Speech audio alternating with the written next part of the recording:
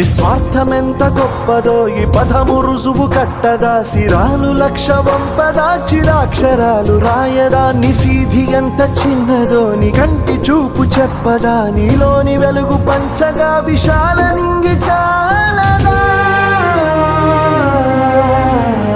మనుష్యులందు నీ కథ మహర్షిలాగా సాగదా, మనుష్యులందు నీ కథ మహర్షిలాగా సాగదా.